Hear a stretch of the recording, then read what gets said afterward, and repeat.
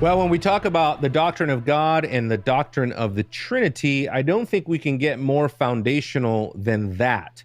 And when we're talking about what is going on today in the doctrine of God, there's a lot of concerns that we need to deal with and we need to talk through. And I want to talk about Reformed Trinitarianism today. You know, Micah, for a lot of people, I think that sounds kind of strange to talk about Reformed Trinitarianism as if there is a distinctly Reformed view of the doctrine of the Trinity. But lo and behold, I believe that there is, and I believe that it alone is the kind of Trinitarian theology that we should be teaching and developing in the church. And so we're going to get to all the different elements that make this up. And I want to talk a little bit about the modern controversies of what's going on today with respect to the doctrine of the Trinity. What are a lot of the issues that are going on and things? And so this episode of Red Grace Live, we're going to be focusing our attention on the doctrine of God. So we're going to kind of clear everything away and focus specifically on Reformed Trinitarianism. But how are you doing, my friend? You doing all right? I'm doing great. It's we're moving into December. It seems like this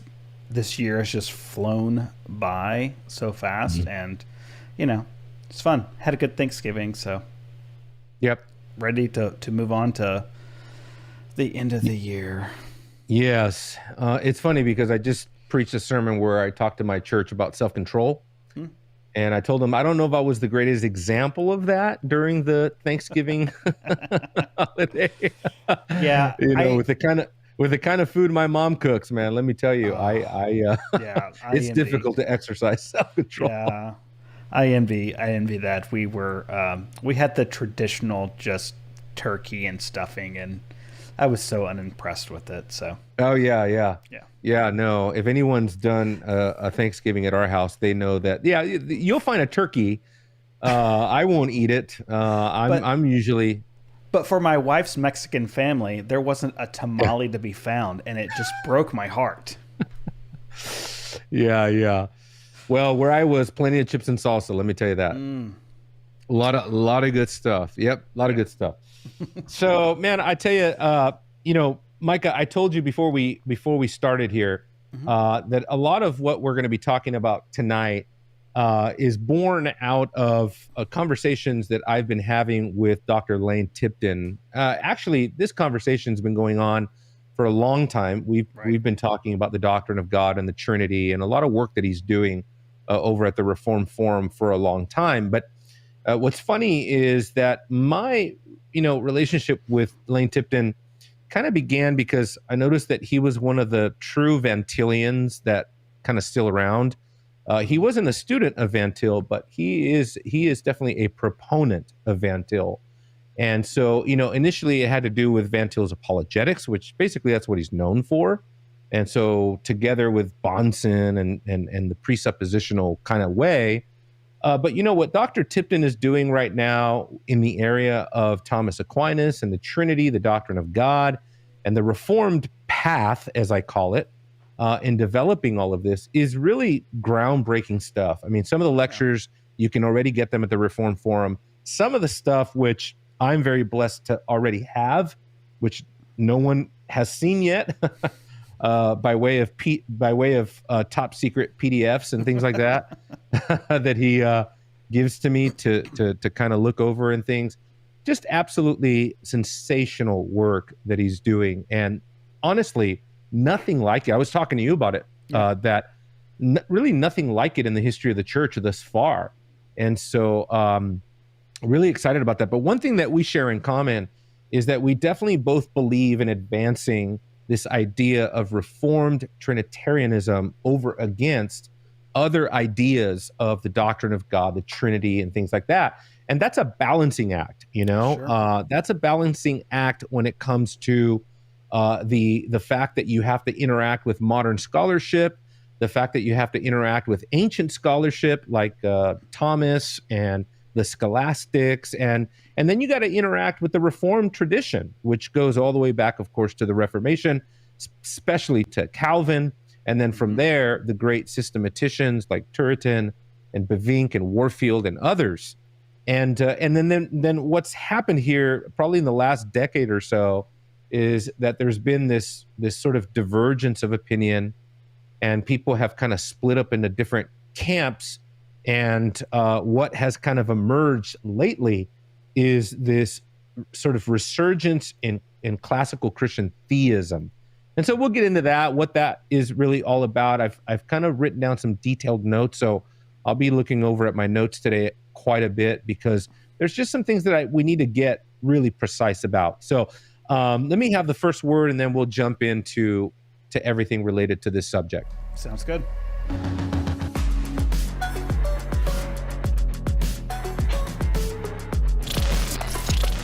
Well, Reformed Trinitarianism is a word that simply assumes that there is a theological system that can be developed that is reformed, meaning it is in keeping with the classic, historic, confessional, creedal sort of tradition of Reformed thought, whether it's Westminster, London Baptist, whatever, but mainly that you're within that confessional stream of orthodoxy in the Reformed faith.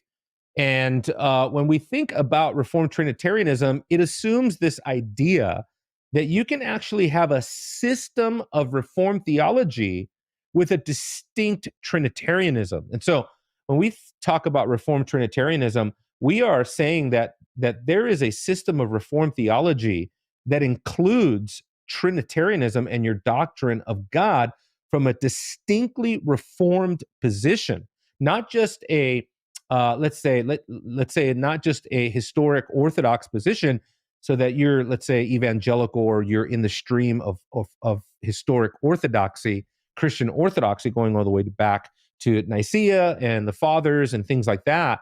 But we have to understand that within Reformed systematics and within the system of Reformed theology, the doctrine of the Trinity is absolutely foundational. It is foundational for so many key doctrines of the Christian faith, and especially of Reformed theology. We'll talk about some of those here today, but also we need to acknowledge there are present concerns today in modern theology that sort of gives credence for the need for a distinctly Reformed Trinitarian theology following John Calvin, and from Calvin following those that would support a distinct view of Reformed theology that is covenantal, a distinct view of Reformed theology that believes in the right doctrine of revelation.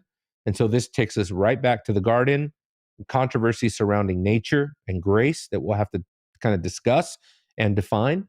And though it just kind of begs the questions, with all of these different positions and proponents and concerns that are out there, what is kind of the way forward? How is it that we're going to develop this synthesis, this system of Reformed theology that includes Reformed Trinitarianism? And, we have to basically answer that question. Is there such thing as a Reformed Trinitarianism or not? And why? And how do we get there? And so these are all issues that we're going to discuss today, but there's so much that I need to bring up about this issue. Let's get started with each one of those points.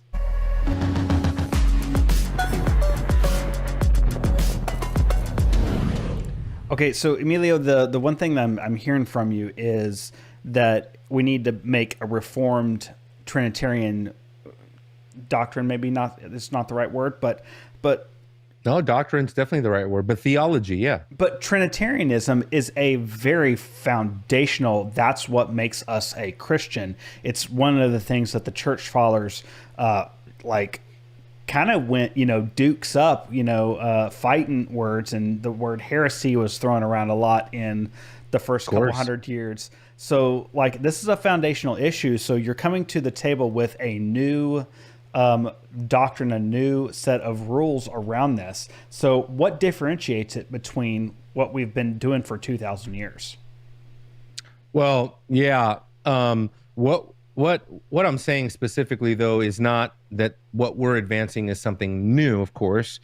We're all advancing a Nicene understanding of the Trinity, meaning we adhere to the Council of Nicene, the Nicene Creed, and the Nicene symbol or statement that was made there in 325. and then the councils that followed after that. But what we're just saying is that as the doctrine of the Trinity develops, culminating especially in the work of Thomas Aquinas, that by then we have a kind of doctrine of God that begins to be problematic for many reasons. And as a matter of fact, Calvin spent 25 years of his life battling over specifics related to the doctrine of the Trinity, specifically as we think about the person of the Son. And we'll talk about this, but Calvin focused on the doctrine of autotheon or autothetes, depends on who you're reading. Yeah. And that is simply, just to let you know, those are words in my lexicon every single day that I use. So yeah, that's right. That's right. And keep me accountable to that, because I don't want to use words that no one even understands. But it's important whenever you're talking about theoretical theology, that you, or contemplative theology really, that we use words that don't really, let's say, emerge out of the Bible, just like the Council of Nicaea. I mean, homoousios is not a biblical word. It is a word that was used by the church fathers specifically because it specified what distinguishes us from the heresy of Arianism, let's say.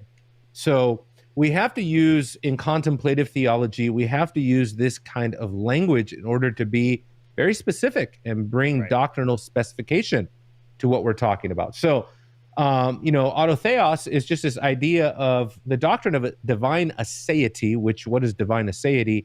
Divine aseity just basically means that God is self-sufficient, that God is, as they say, of himself, or is self-existent. Is that an attribute that belongs to the person of the Father only, or is that an attribute that belongs to all the divine persons of the Godhead?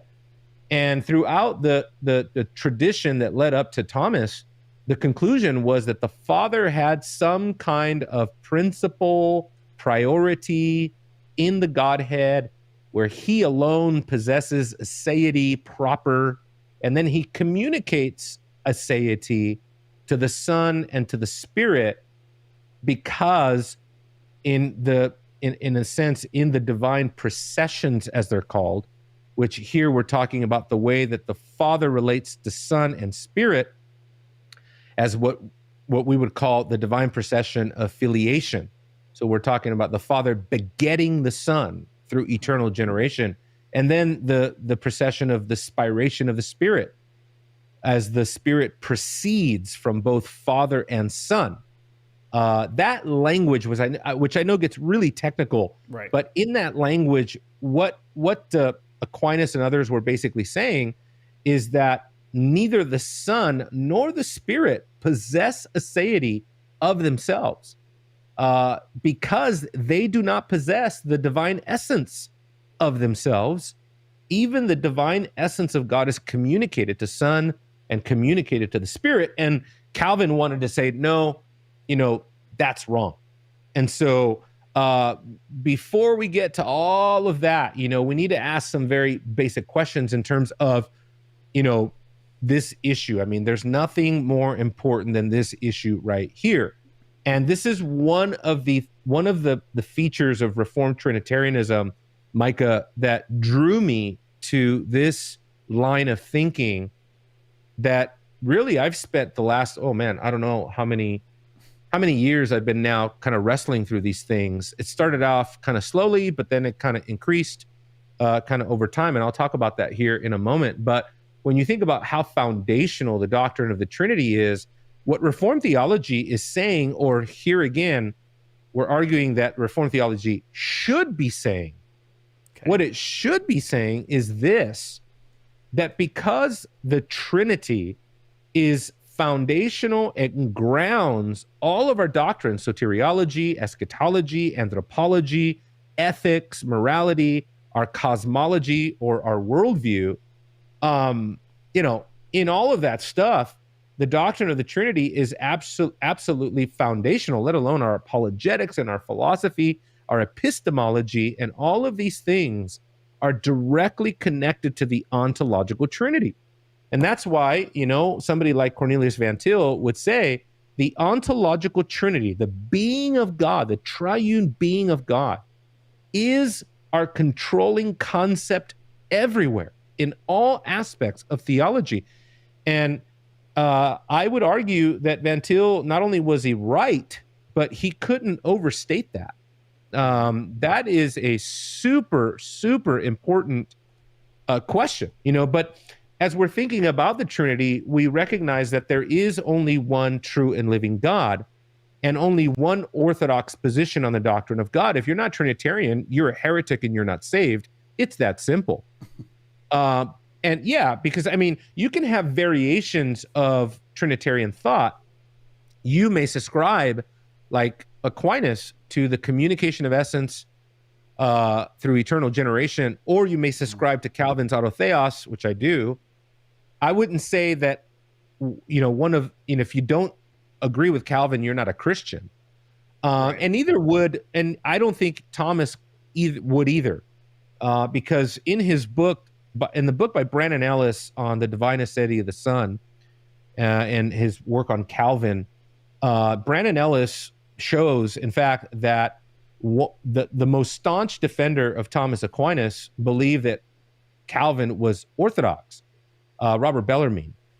And Robert Bellarmine, contrary to other Roman Catholic scholars who accused John Calvin of outright heresy, would say, no, Calvin's theology is orthodox.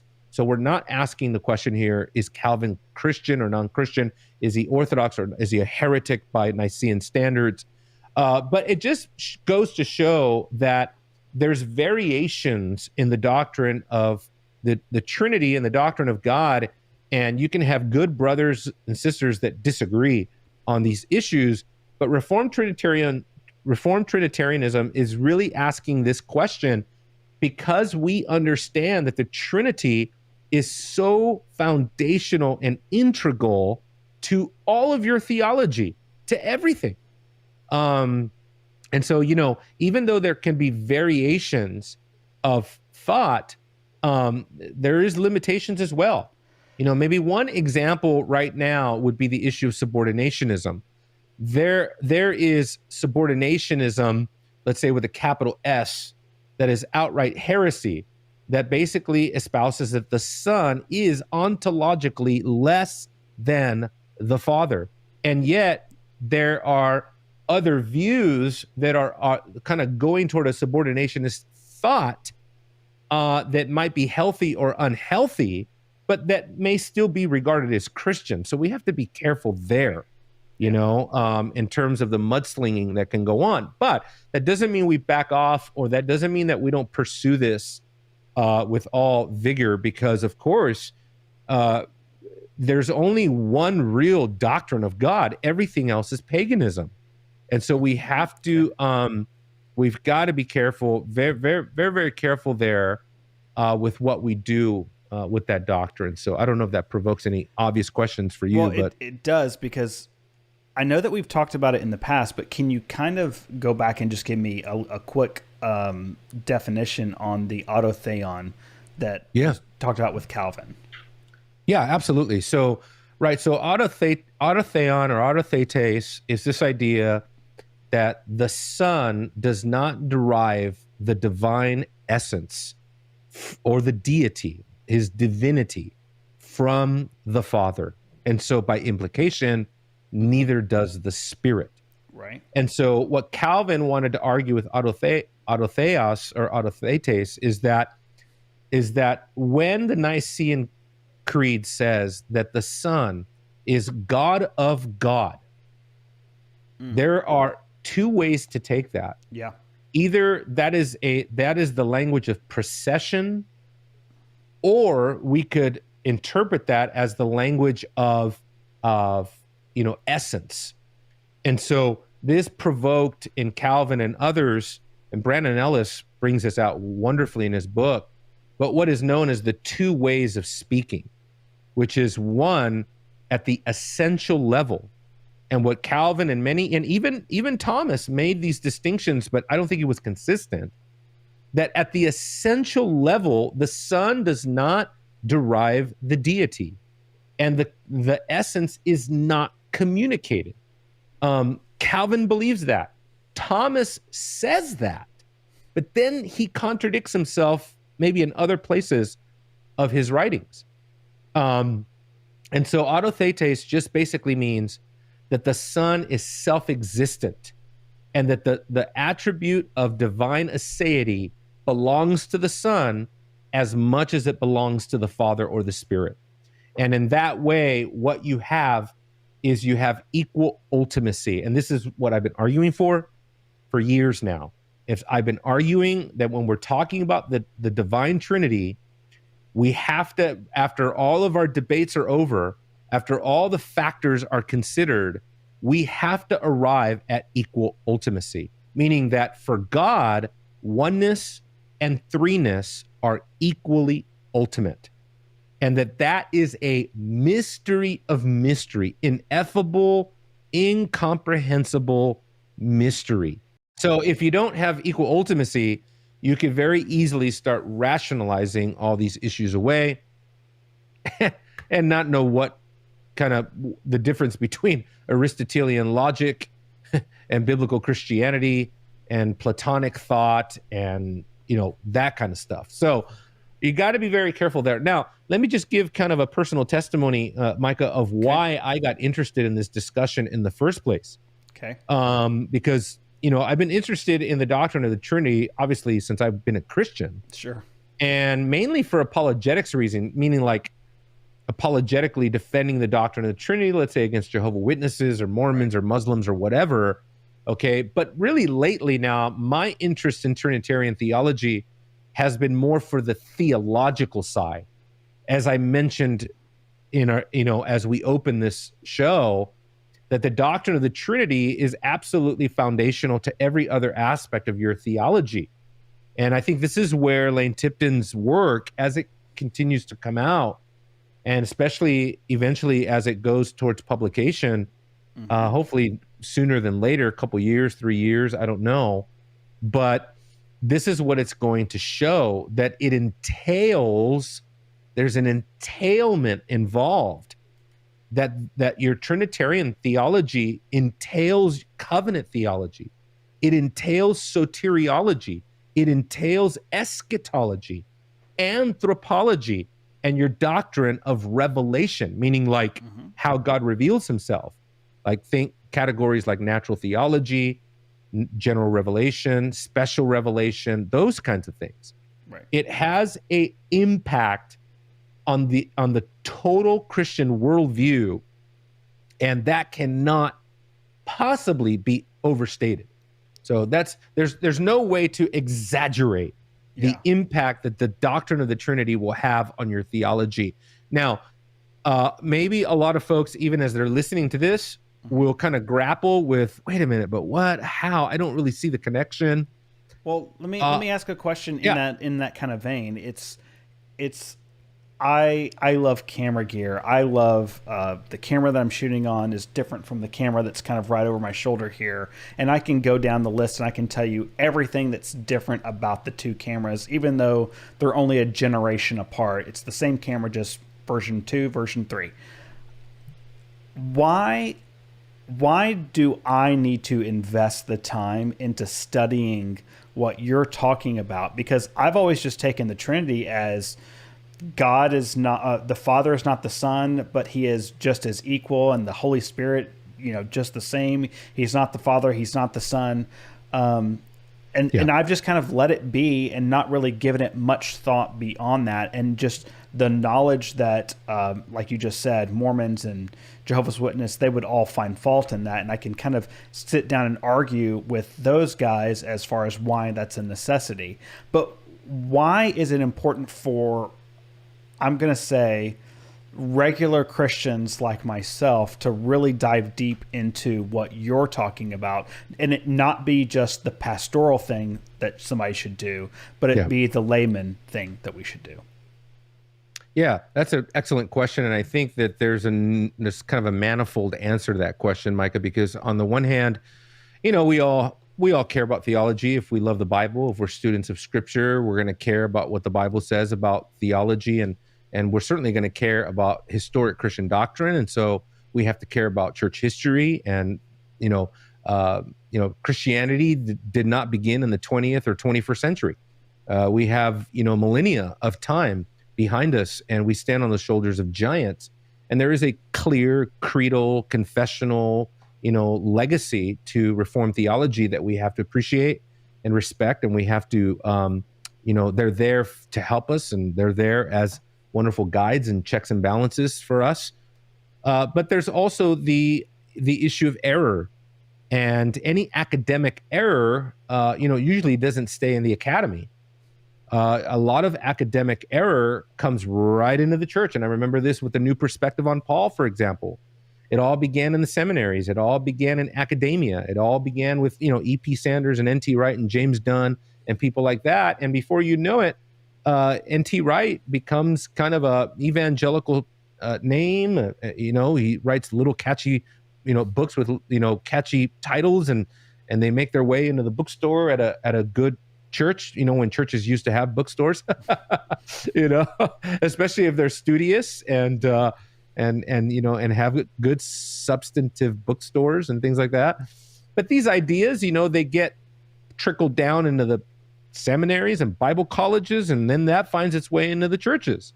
And then before you know it, you got a youth pastor who's talking about justification is about the faithfulness of Christ. And it's about covenant membership, and it's not about justification by faith alone, and that Luther and Calvin were wrong, and the Reformation missed it all, and that we have to go back to Jewish sources. So this is how that happens. And so in the same breath with the doctrine of the Trinity, we must be self-conscious Trinitarians. We have to understand Trinitarian theology. And then I think once a person understands how programmatic it is, how foundational it is to all the other aspects of your, let's say, it's you're reading systematic theology, right? And let's say you begin with prolegomena, and then you go to the doctrine of God, and then you get to the Trinity, Revelation, things like that. Then you find that, in fact, what systematic theology does not do on a regular basis is show you how that first chapter, let's say on the doctrine of God or the Trinity, how that becomes essentially foundational and permeates and regulates all other doctrines that you're about to read. Very, very few people are going to espouse something like that. But I think something like that needs to be developed more and more. And so I hope that kind of helps answer your question a little bit. But, like I said, I got interested in this conversation, Micah, partly because I read James Dolezal's book, All That There Is in God. And then I read his book on divine simplicity and God Without Parts, and started reading much more into this and recognized that definitely all that is in God. I don't think there's very much in that book I would disagree with. I think Dr. Dolezal really nailed it and exposed, ironically, what Van Til had been talking about for a very long time, which was what Dolezal called divine mutualism. But that's what Van Til called correlativism. And it's just basically saying this, Micah, that for some reason, and I'll give you that reason in a moment, God and man enter into this mutual relationship with one another. And what happens is, as the being of God and the being of the creature overlap, they undergo process together. And of course, the ugly face of that we have seen for a long time in process theology, open theism, and things like that. And you would think that that language would be, on the face of it, reprehensible enough so that we wouldn't come anywhere near it. But, today in the doctrine of God stuff, what James Dolezal pointed out, and so rightly, in my opinion, is that divine mutualism is kind of everywhere. When you look around, there are some people that are developing it, and they're very self-conscious in developing it. Bruce Ware, certainly John Frame. They would try to argue their way out of it, but the statements they make are crystal clear, that they believe in some sort of, idea where God wills his own change, his own mutability, thereby rejecting the immutability of God. And obviously the key passage that we all come back to, James Dolezal expounded on this regularly in this book, and that is in Malachi chapter 3, verse 6 and 7, or I think it's verse 6, where Malachi says, I, the Lord God, do not change, or else you would be consumed. In other words, reality itself would cease if God were to change. So if God were not immutable, we have no foundation for meaning, morals, beauty. We have no foundations for reality, knowledge, ethics, nothing. And so this matters a whole lot. So what I found in Dolezal is that what he cared about in terms of mutualism, as he's calling out Bruce Ware, he's calling out D.A. Carson, John Frame, many others, even J.I. Packer, make statements about God's being undergoing some sort of sensation or experience. And the problem with that, of course, Micah, is that what you're saying is God is in a sense passive. Yeah. Well, he is receiving. Yeah, he is affected. He is learning. And that immediately infringes on the absolute immutability of God. And it blurs the distinction between what theologians have long maintained in the creator-creature distinction, and results in what Herman Bavinck calls, talking about Thomas Aquinas, that there is a melting fusion between the creator and the creature, where there's like a blurring of that line between the creator and the creature. And that, Van Til says that issue right there, what he called correlativism, is the greatest threat to Christian theology, because you're going into the depth of the Trinitarian God, into the depths of the being of God, and you're compromising it. And he won't tolerate it, and neither should we. And so how is this done today? Another reason I got really interested in this discussion, Micah, is that I began to notice that this was happening by discussing certain doctrines, discussing doctrines relating to God's aseity, doctrines of impassibility and immutability, God in time, in relationship to time. I talked to one family some time ago in our church, and they tell me, of course God is in time. So, and honestly, Micah, if you were to, and I don't hold this against them, only for basically their lack of theology and their understanding of the immutability of God and things like that. But let's face it, if you were to survey the typical evangelical today on the street, I'm talking about the really saved people. Yeah. And if you were to tease it out a little bit, ask the right questions, let's say in the right way, maybe some trick questions a little bit, I think it wouldn't take a whole lot to trip people up to make them say things like, God is subject to time. Yeah. Well, so let me ask you a question in regards to that. I would say that God can be in time, but he's not bound by time. Is there a distinction between those two? Sure. Or can there be a distinction without saying that God is fully in time? And basically, what you're saying by that is that God is living a linear life in that. Is that correct? Yeah. Yeah. Is God in calendar time? We would say no. No. The essence of God is transcends time, space, matter, everything. Sure. He is one, as the Westminster Confession puts it, he is one pure spirit, eternal. So he is eternal, not subject to time. Time is part of this, essentially this creation and dimension that we're living in. We can talk about the time that elapses in heaven, let's say, for example. But you remember that heaven itself is a created realm. It is not coextensive with the being of God. Okay? And so that becomes, it's one thing for God to operate within time, right? To intrude and to be able to transcend our time. It's another thing to say that God is in time, in the sense that he's bound by time, right? Or a time-bound being. Yeah. that would elevate time to levels of deification, in my view. To be God itself. So, yeah. So I wouldn't do that. But, maybe last thing that I would get to in terms of like what got me interested in this conversation, in reading those all, it became very apparent to me how systemic the language of divine mutualism really was among modern theologians and writers, and even Calvinist authors and Calvinist thinkers, as we've pointed out. And to me, it was like, this is something that we cannot err on, we can't compromise on. And you read Wayne Grudem's Systematic Theology, for example, and you find all sorts of compromised language in terms of impassibility. Everybody's scared of impassibility because it makes it sound like God doesn't feel anything.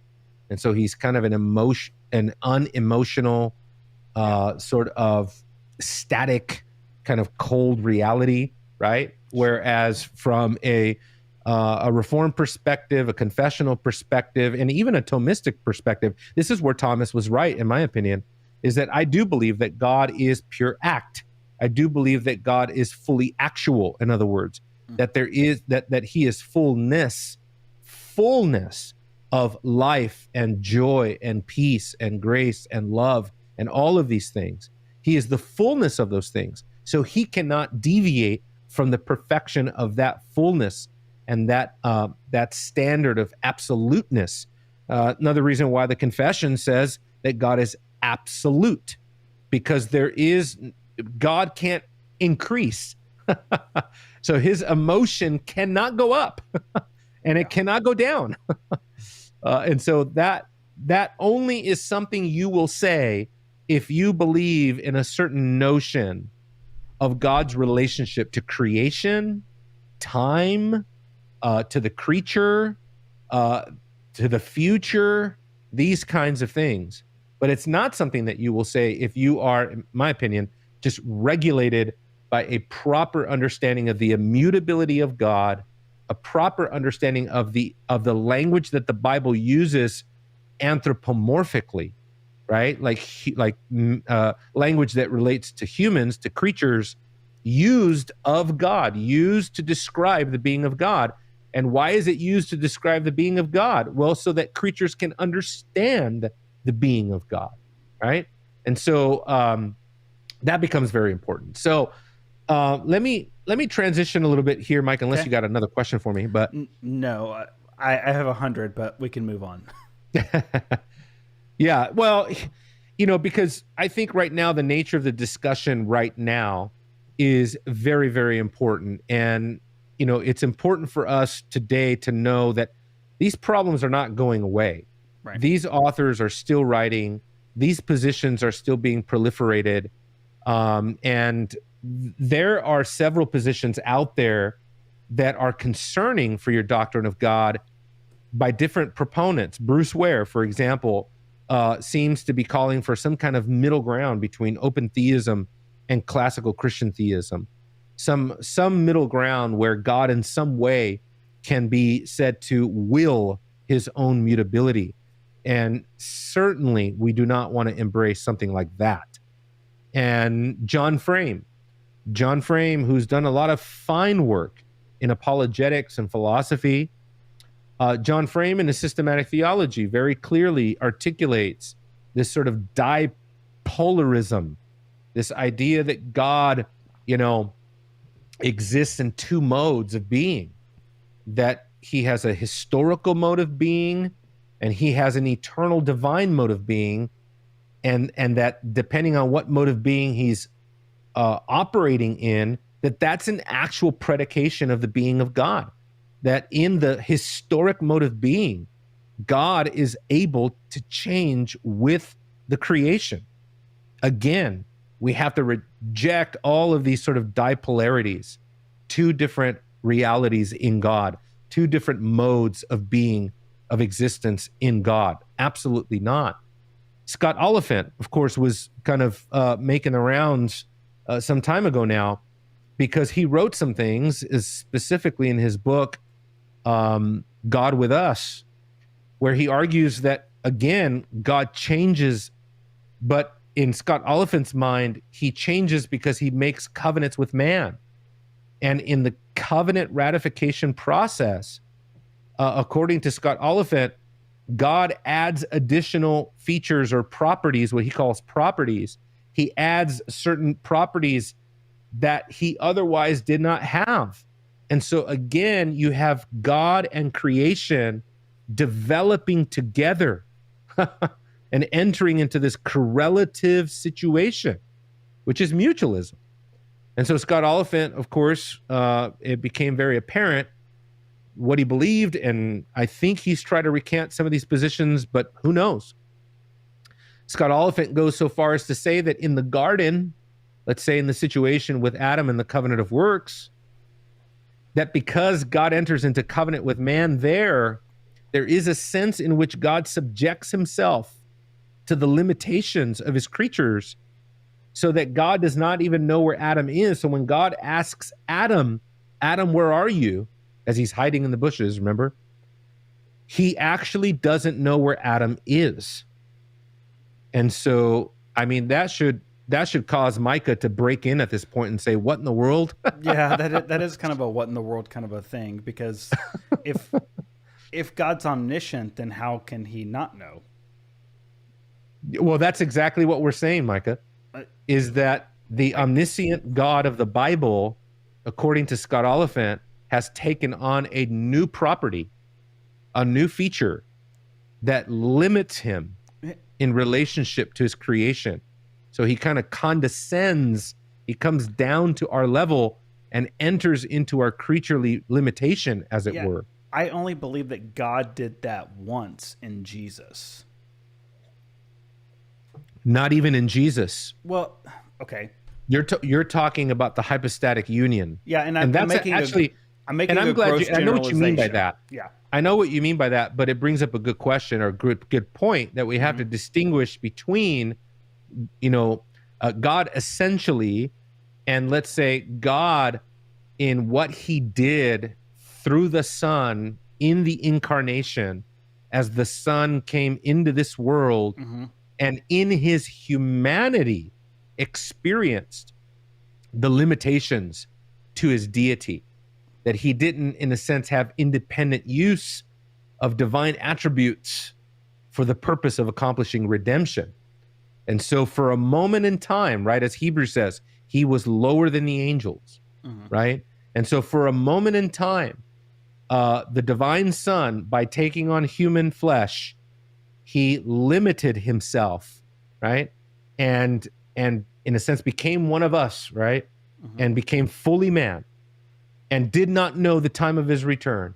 And there were certain things that only God knew at the time, only the Father knew. But now that he has been exalted back to the right hand of God, together with his human nature, we could say now he has resumed, or he has proceeded to have, even as the God-man, the full use of his divine attributes as the God-man, and will never be limited by the incarnate mode of being again. So something like that, we've got to be very careful there. Sure. But even more recently, Micah, there was a popular evangelical book that went around, and for people that are listening to this, I'm sure you'll remember, but a book by Dane Ortland came out called Gentle But Lowly.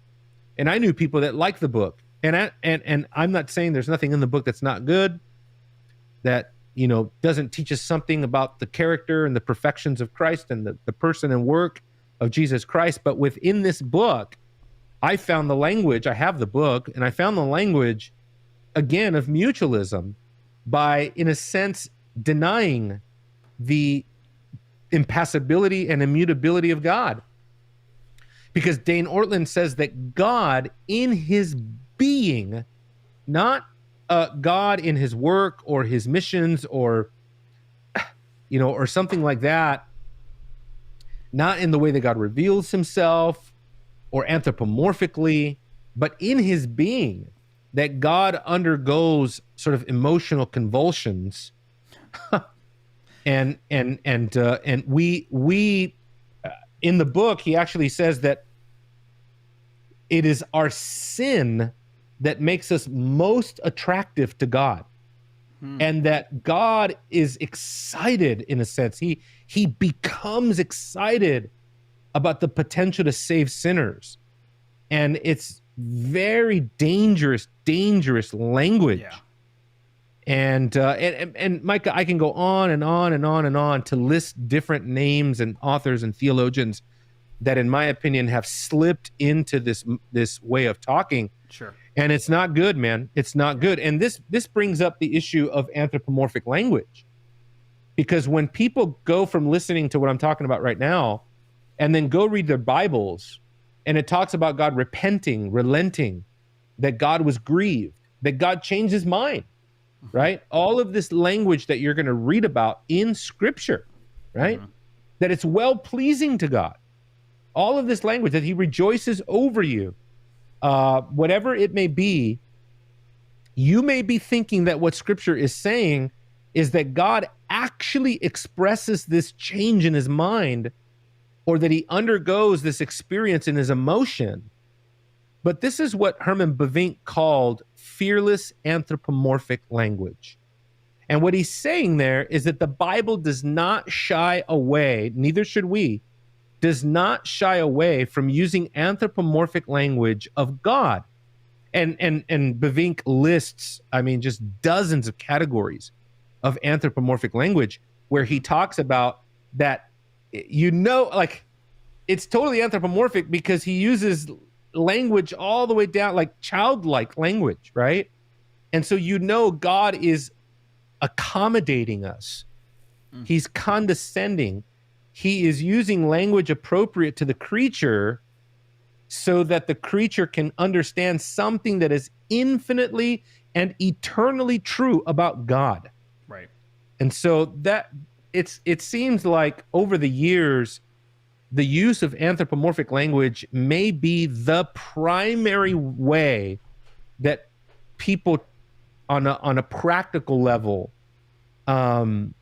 compromise the doctrines of divine simplicity, divine impassibility, and divine immutability, which is very, very concerning, to say the least.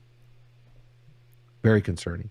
Yeah, I can see, because even I can read my Bible and sit there and pull these things out and understand why others would be confused. But that's why I have a good friend in Emilio, and I pick up the phone and I call Emilio and go, what the heck did I just read here? Because this doesn't correspond with the impassibility of God. So why did he, get angry, or why did, when Israel did X, Y, or Z, what's going on there? Yeah. Dozal has a really good section in his book on divine simplicity, God Without Parts. Mm-hmm. He speaks about the showing of God, and I think he does it in the other book as well. But that this is God showing himself to be in one mind, in one frame of mind, with one emotion, another emotion. This is God revealing things to man, but it's not a predication on what actually happens to God at the deepest essential level. Absolutely not. So we've got to be careful about that. Now, when we talk about Trinitarian theology, is another thing I wanted to bring up for everybody, and that's the discussion on classical Christian theism. Mm-hmm. And this is the one where a lot of work needs to be done. I don't claim to have the final word on it by any, stretch of the imagination. These are very smart men that are developing some very important scholarship and theology. But classical Christian theism is being espoused today by men like Matthew Barrett, Scott Swain, Craig Carter, James Dozal, even J.V. Fesco from a Presbyterian Reformed tradition. And what these guys are basically espousing is that we need to go back into the classical literature.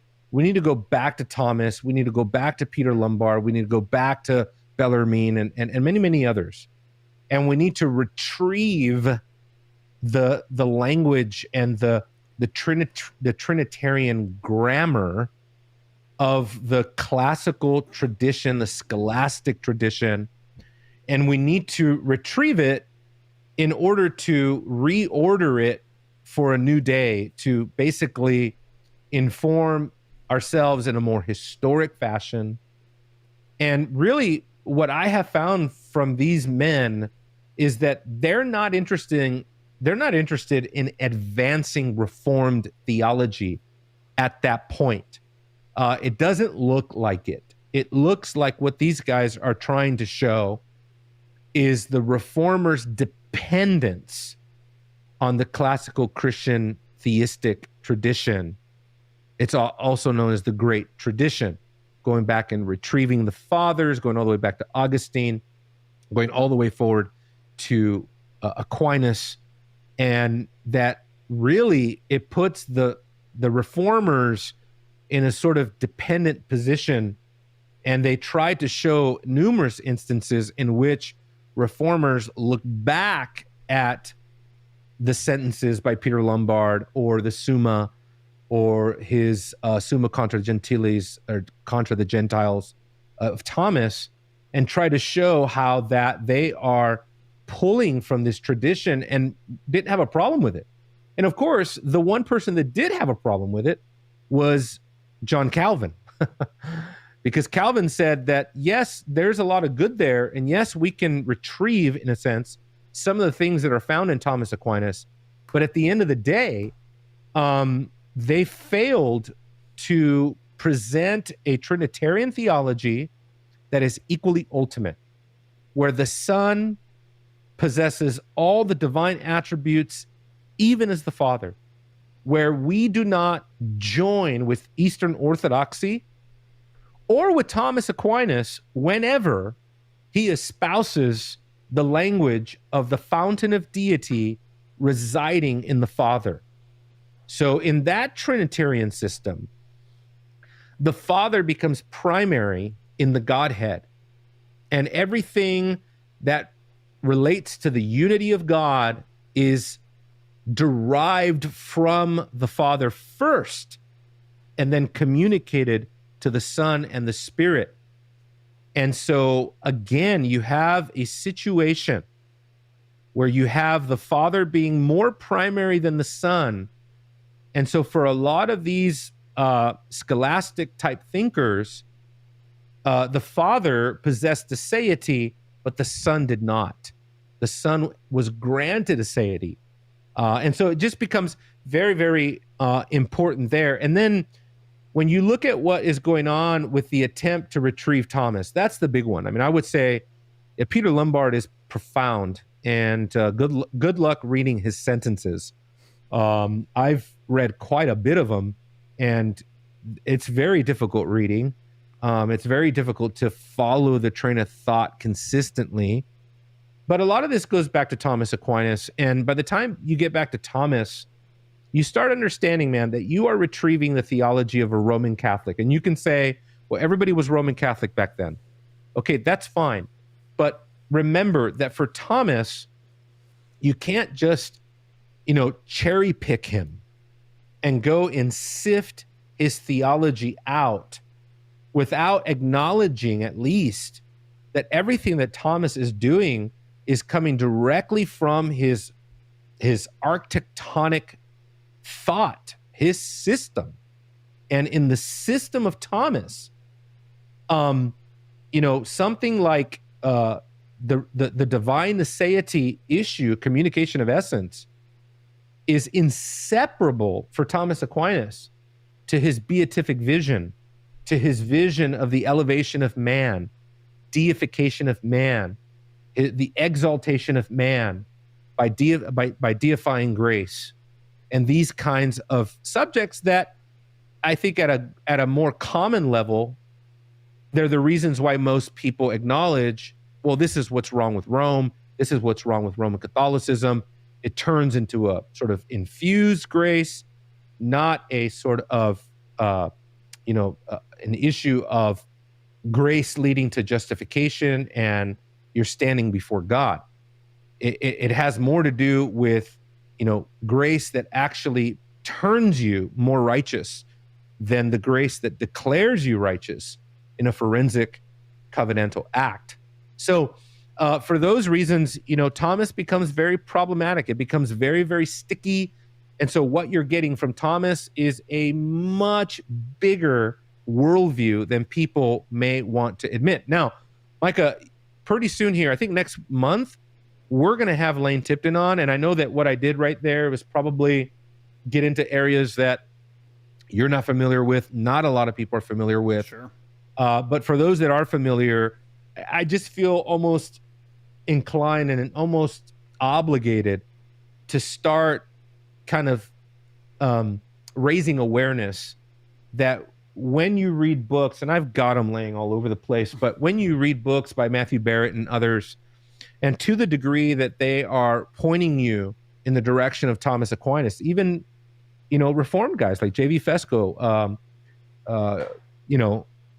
I can't even believe the fact that J.V. Fesco, in his book on natural theology by Voss, in the intro to that book, tries to equivocate, in a sense, tries to reconcile Voss with Thomas.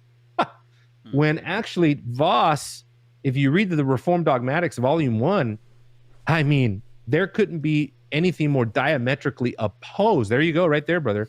Could not be more diametrically opposed to Thomas than that volume right there by Voss. Is that the single volume, by the way? 1,200 pages? Something like that, the big one? Yeah, that's the big one. It's the big one, I think. It's got a lot of empty pages you can get it in the single volume, it's 1,200 which pages. is like, or you can get it in the 5 volumes, which are really cool to have 5 volumes. Yeah, but there you go. So I mean, you just read the first volume 1 of that, and there is no way you can reconcile Voss with Thomas. I'm sorry, you just cannot. You can't do it. It's a completely different eschatology. It's a completely different plan that God has for man in Voss and in Thomas. Totally different. Man's creation, man's destiny, totally different in those two authors. So it is a worldview apart. So people have to understand that. Now, Mike, I have no idea how long we've been going, because when I get talking about this, it's just fun, and I talk a lot, you listen a lot, and then I start getting text messages and emails, and both good and bad. No, I mean, somehow we've been going about an hour here, and you were just talking about how definitely, Lane has agreed to come on and talk next month about this. But like in a few weeks, you're gonna have this conversation with him. But like, I don't know about this conversation. I don't know about this conversation. It'll be related. Sure, it's kind of always with Lane, it's always way above my head. But like, how do I get started in kind of really understanding these things? Well, you had the book in your hand, and that's Voss, and just read the guy. Yeah, read Volume 1 there of Voss. That's somewhere definitely to start. Yeah. And then also read the Reformed Dogmatics by Bavinck on the doctrine of God. He's going to also interact with Thomas Aquinas, and he's actually going to point this out, because remember, it was Bavinck who coined the phrase melting fusion, which is Thomas, by the time Thomas Aquinas, in his theology, by the time he's done with us, and as a believer, if you are to be glorified and you are going back to God, okay, that grace that brings you back to God for Thomas is deifying grace. Why? Because it makes you participate directly in the essence of God. Okay, not stand in the presence of God in a proper creature or creator and creature relationship, where we see the glory of God, but he believes in direct participation in the interiority of God, okay, for the creature. And Bavinck identifies that as pantheism. He looks at it as a dissolving of the creator-creature distinction and creating some sort of melting union or melting fusion between the creator and the creature. And so Lane Tipton is doing tremendous work in this area. You can get a lot of this already from Lane. at the Reform Forum through their academy and stuff, and some of the lectures he has already there. You can already get this stuff. But let me just bring it to a close, therefore, to say Reformed Trinitarianism ? Right? Reformed Trinitarianism ? When we think about Reformed Trinitarianism, we understand that the doctrine of the Trinity is foundational for Reformed thought along the lines of apologetics, along the lines of covenant theology, which is Reformed theology, by the way, and along the lines of eschatology. This is so important because when we think about apologetics, only a proper biblical view, which that's what we're saying Reformed theology is it's just biblical. You're expounding the biblical worldview. And as Van Til basically teaches, the ontological Trinity is the foundation, the basis for the biblical worldview. And what are we talking about? We're talking about a proper view of reality, metaphysics. We're talking about a proper view of epistemology, knowledge. We're talking about a proper view of morality. So you're talking about ethics and beauty or aesthetics.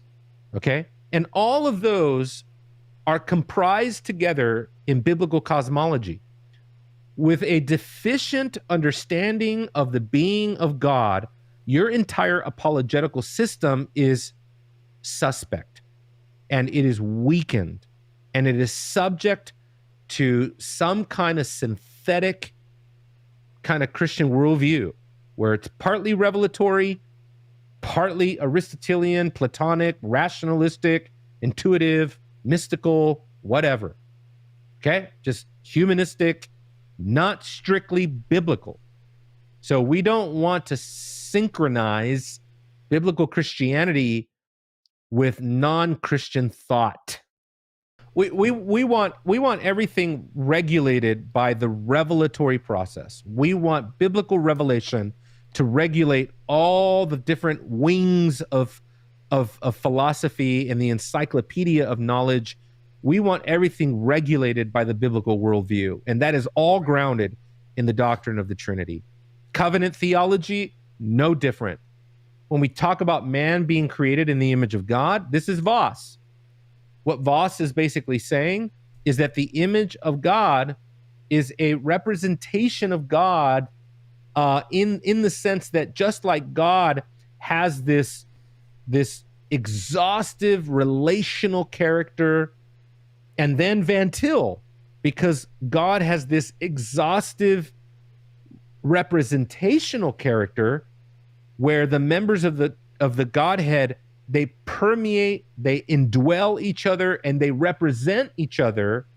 So too, the image bearer has the capacity to dwell with God, and he has the capacity to represent his posterity to God in the covenant of works. That directly has to do with that.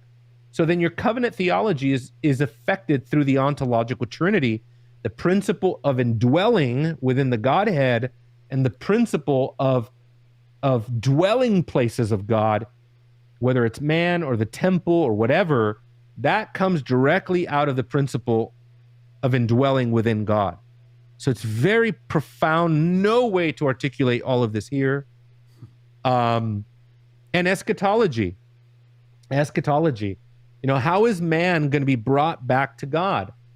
The one thing that makes me I just kind of scratch my head, Micah, is how all these Reformed guys, Presbyterian, Reformed Baptist, you name it, how all of these Reformed folks are retrieving a tradition. So it's not just that Thomas is unaware of Reformed theology or covenant theology more specifically, but that what he's writing is diametrically opposed to the covenant, opposed to the covenant of works, opposed to the covenant of grace, and has nothing to say about the covenant of redemption. So at least not anything that we would want to assimilate into our theology. So there you go. I mean, these are the different ways that a proper Reformed Trinitarianism is going to lead you to equal ultimacy within the Godhead. Father, Son, and Holy Spirit are equally ultimate. The essence of God is not derived, it's not communicated, it's not received. And then from the ontological Trinity, we get the foundations for our apologetic, our covenant theology, our eschatology, and more.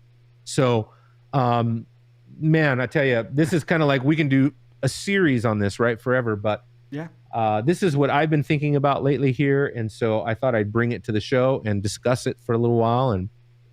And I think it's important stuff. So I would tell people, where do you go? What do you do? What do you read? Well, number one, you got to read this, right? You've got to read Lane Tipton's book on the Trinity. This is the, oh boy, how's this gonna? There you go. The Trinitarian Theology of Cornelius Van Til by Lane Tipton. It's kind of his PhD thesis that's been redone, reworked. So you have to read that. And then you need to read Volume 1 of Voss, and you need to read the Reformed Dogmatics by Bavinck. That is a great place to start seeing these kinds of things.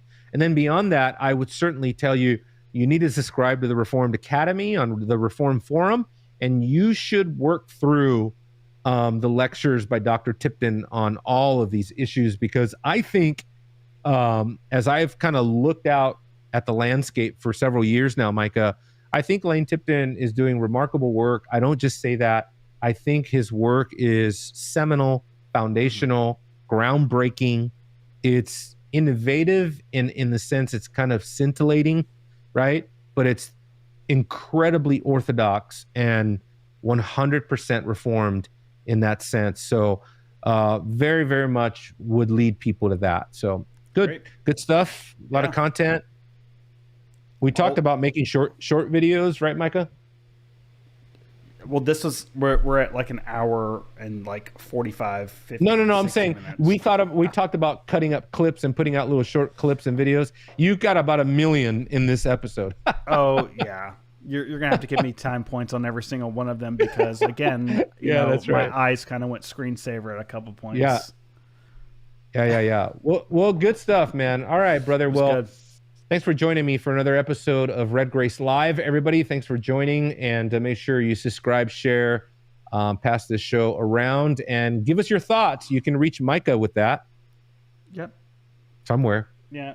Here, I'll see if I can get the name. In outer space somewhere, cyberspace somewhere. Or you can also, the Twitter account for Emilio is back up at Red Grace Media. So just don't expect any tweets from me. Well, it'll be me. So, yeah. All right. Good stuff. Thanks, guys. Yep. God bless. God bless.